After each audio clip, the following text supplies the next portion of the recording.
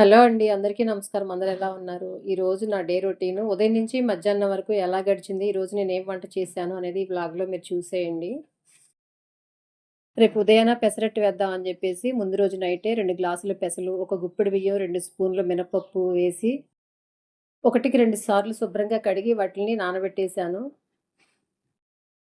వీటిలో బియ్యమైనా వేసుకోవచ్చు. లేదా మినపప్పైనా వేసుకోవచ్చు. దోసలు బాగా వస్తాయని జెప్పేసి నేను మినపప్పు కూడా వేశాను. ఇక ఇవి నానిపోయినియి. ఉదయాన్నే దోసలేద్దాం అని జెప్పేసి ఇంకొకసారి శుభ్రంగా కడిగి మిక్సీ జార్‌లోకి వేసుకొని, చిన్న అల్లం ముక్క, 3 పచ్చిమిరపకాయలు, రుచికి సరిపడా సాల్ట్ వేసి, కొంచెం వాటరేసుకొని, ఇందులో ఒకేసారి వాటర్ పోసేసి గ్రైండ్ చేస్తే ఒక్కొక్కసారి దోసలు రావన్నమాట. వాటర్ ఎక్కువైపోయి పిండి లూజ్ అయిపోద్ది. కొంచెం కొంచెంగా పోసుకుంటూ దోస బ్యాటర్ వచ్చేంత వరకు మనం మిక్సీ చేసుకోవాలి. తర్వాత నేను అల్లం చట్నీ కోసం అని జెప్పేసి పొయ్యి మీద బాండీ పెట్టి కొద్దిగా ఆయిలేసి medium size tomato, medium size ఉల్లిపాయ, 2 ఎండుమిరపకాయలు, ఒక టీ స్పూన్ పచ్చిశనగపప్పు, ఒక అర టీ స్పూన్ మినపప్పు, అల్లం ముక్కలు వేసి వాటిని మొత్తం ఫ్రై చేయాలి.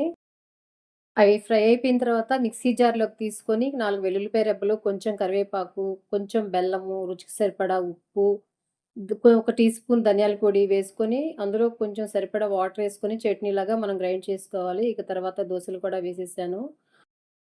మా వాళ్ళు ఒక్కొక్కళ్ళు ఒక్కొక్కసారి తింటారనమాట. మొత్తం ఒకేసారి తింటే నాకు కొంచెం పని బర్డెన్ తగ్గిద్ది అనమాట. కానీ మా వాళ్ళు అలా కాదు. తేప్పొకళ్ళు తింటా ఉంటారు. ముందుగానే వేసి పెడితే అవి చల్లారిపోతాయి. కానీ వీళ్ళకి కరకరలాడతా కావాలి.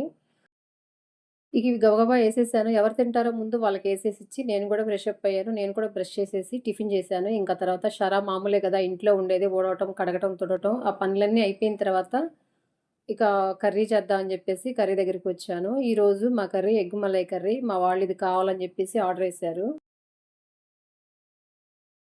చూస్తే ఎగ్స్ మూడే ఉన్నాయి. సర్లే అని వాటితో వండేశాను. అందుకోసం పొయ్యి మీద బాండీ పెట్టుకొని ఒక 2 స్పూన్‌లు ఆయిలేసుకొని, ఒక పెద్ద ఉల్లిపాయ ముక్కలు ముక్కలుగా కట్ చేసుకొని దాన్ని దోరగా ఫ్రై చేయాలి. దాంతో పాటు ఒక చిన్న అల్లం ముక్క, ఒక గుప్పెడు వెల్లుల్లిపాయలు, ఒక గుప్పెడేమో జీడిపప్పులు అవి కూడా దోరగా ఫ్రై చేయాలి. దోరగా ఫ్రై అయిన తర్వాత చల్లారబెట్టాలి. అందుకోసం అని జెప్పేసి వీటిని ఫ్రై చేసి పొయ్యి ఆఫ్ చేశాను. ఇవి చిన్నప్పటి నుంచి వండినా మా పిల్లలకి వాటి పేర్లు తెలీదనమాట. అప్పుడు గ్రీన్ కర్రీ వండావు గదా! అలా వండు అని జెప్పేసి అడిగారు. నాకైతే నవ్వొచ్చింది. సర్లే అడిగారులే అని జెప్పేసి నేను కూడా స్టార్ట్ చేశాను. ఇక ఇవి చల్లారిపోయినియి. ఇందులోకి ఒక గుప్పెడు కొత్తిమీర, రుచికి సరిపడా పచ్చిమిరపకాయలు, ఒక టీ స్పూన్ గసగసాలు వేసేసి మెత్తగా పేస్ట్ పట్టించేయాలి. ఇది కచ్చా పచ్చాగా కాకుండా మొత్తం మెత్తగా గ్రైండ్ జేసుకోవాలి. ఇది గ్రైండ్ అయిపోయింది. ఈ కర్రీ కోసం ఇందాక నేను ఆనియన్స్ ఫ్రై చేసుకున్నాను గదా! మళ్ళీ అదే బాండీ పొయ్యి మీద పెట్టుకొని, అందులోకి ఆయిలేసుకొని, అందులో ఒక అర టీ స్పూన్ పసుపు వేసుకొని, ఉడకబెట్టుకున్న ఎగ్స్ ఏయైతే ఉన్నాయో వాటిని దోరగా ఫ్రై చేసుకోవాలి. ఈ ఫ్రై చేసుకుంటే చాలా బావుంటది. ఎగ్స్ కర్రీల్లోకి ఇలా ఫ్రై అయితేనే టేస్ట్ బావుంటది. మామూలుగా అయితే చితికిపోతాయనమాట. ఫ్రై అయితే చాలా టేస్టొస్తాయి. ఇవి ఫ్రై అయిపోయినియి. ఫ్రై అయిపోయిన తర్వాత ఇందులోకి ఒక చెక్క, 2 యాలక్కాయలు మాత్రమే ఏశాను. మసాలా పౌడర్ వేయట్లేదు నేను. ఇవి ఫ్రై అయిపోయినియి. ఫ్రై అయిపోయి ఆయిల్‌లో మంచి స్మెల్లొస్తున్నాయి. వీటిని కూడా తీసేస్తున్నాను. ఎందుకంటే తినేటప్పుడు పంటి కింద పడితే బాగోదనమాట. అందుకని చెప్పేసి తీసేస్తున్నాను. ఇక ఈ ఆయిల్‌లో మనం పేస్ట్ చేసి పెట్టుకున్నాం గదా!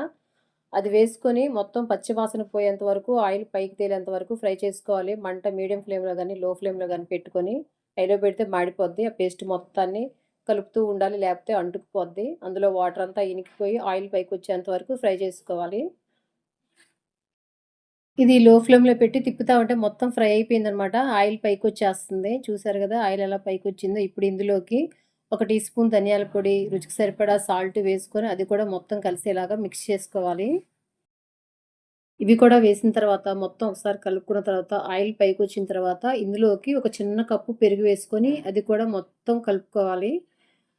ఏది చేసినా లో ఫ్లేమ్‌లో పెట్టే చేసుకోవాలి. హై ఫ్లేమ్‌లో పెడితే పెరుగు విరిగిపోతుంది. మాడిపోతుందనమాట. కర్రీ టేస్ట్ రాదు. ఈ పెరుగు కూడా ఇందులో మిక్స్ అయ్యి, ఉడికిపోయి ఆయిల్ పైకి తేలుతున్నప్పుడు మనం ఫ్రై చేసుకున్న గుడ్లు ఇందులో వేసుకోవాలి. అలా వేసుకొని, మనం పెరిగేసిన కప్పు ఏదైతే ఉందో, ఆ కప్పుతో ఒక కప్పు వాటర్ పోసుకొని, స్లో ఫ్లేమ్‌లో పెట్టుకొని, ఒక 10 నిమిషాలు ఉడికించుకోవాలి. అలా ఉడికించుకుంటే రెడీ అయిపోయినట్టే. ఈ కర్రీని ఒక్కొక్కళ్ళు ఒక్కొక్క విధంగా చేస్తారు. ఒక్కొక్కళ్ళు పచ్చిమిరపకాయలు ఎక్కువేస్తారు. ఒక్కొక్కళ్ళు కొత్తిమీర, పుదీనా ఎక్కువేస్తారు. ఒక్కొక్కళ్ళేమో లాస్ట్‌లో ఫ్రెష్ క్రీమ్ ఎక్కువేస్తారు. నేనైతే ఇలా చేశాను.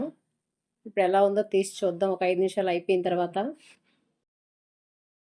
ఇది బాగా ఉడికిపోయిందనమాట. లాస్ట్‌లో కొంచెం జీలకర్ర పొడి, కొద్దిగా కసూరి మెతి పౌడర్ చేసేసుకొని, ఇందులో వేసేసుకొని ఇక దించేసుకోవటమే. కర్రీ మంచి టేస్టొస్తుంది. ఆ కొత్తిమీర ఫ్లేవర్ బాగా తెలుస్తుంది. ఆయిల్‌లో ఫ్రై అయింది గదా!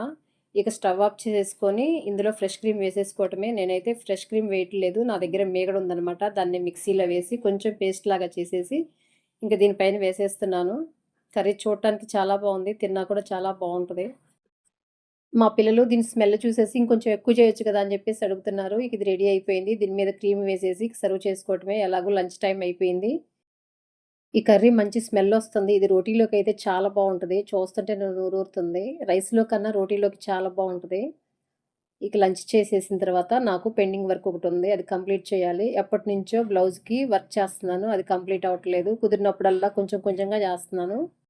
ఒక్కొక్కసారి గుర్తుంటుంది. ఒక్కొక్కసారి గుర్తుండట్లేదనమాట. గుర్తున్న రోజు చేస్తున్నాను. ఒక్కొక్కసారేమో దారం తప్పొస్తుంది. దాన్ని మళ్ళీ ఊడదీసి మళ్ళీ చేస్తున్నాను. అట్లా ఇది లేట్ అవుతా వచ్చిందనమాట. ఈ టైం దాకా పట్టింది. ఇది ఎలాగైనా కంప్లీట్ చేయాలి. ఇది ఎలా వచ్చింది, ఏంటనేది దీని అవుట్‌పుట్ నెక్స్ట్ వీడియోలో చూపిస్తాను. ఇవాల్టికైతే ఇదేనండి. మీకు నచ్చితే లైక్ చేయండి, షేర్ చేయండి. ఉంటానండి. బాయ్.